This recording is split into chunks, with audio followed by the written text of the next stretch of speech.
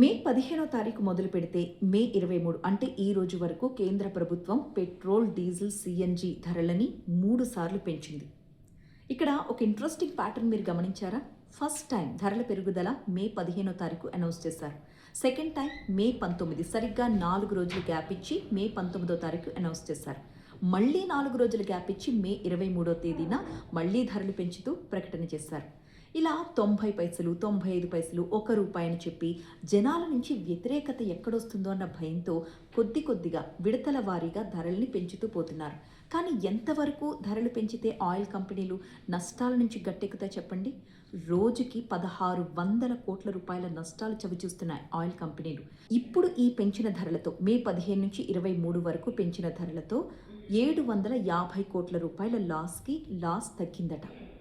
ఈ లెక్కన ఇప్పుడు మళ్ళీ 4 రోజుల తర్వాత అంటే మే 27వ తారీఖు మళ్ళీ ధర పెంచబోతున్నారు. ఇంకొక ₹1.10 జనం నుంచి వ్యతిరేకత రాకుండా ఉండడానికి ఇలా చేస్తున్నారని చెప్తున్నారు. ఇంతకుముందు అర్ధరాత్రి టైంలో, నైట్ టైంలో ఈ రేట్లు పెరిగాయన్న వార్త బయటకు వచ్చేది. నెక్స్ట్ డే ఉదయాన్నే పేపర్లో చదివి జనం తెలుసుకునేవాళ్ళు. కానీ ఇప్పుడు ఏంట్రా అంటే ఉదయం 6 గంటలకి పెట్రోల్ కొట్టించుకుందాం అని పెట్రోల్ బంక్కి వెళితే తప్ప ఆ వార్త తెలియట్లేదు. ఆ పెంచిన ధరలు అప్పటికప్పుడే ప్రకటిస్తున్నారు. ఆ వార్తని టీవీల్లోనో సోషల్ మీడియాలోనో చూసి జనం తెలుసుకుంటున్నారు.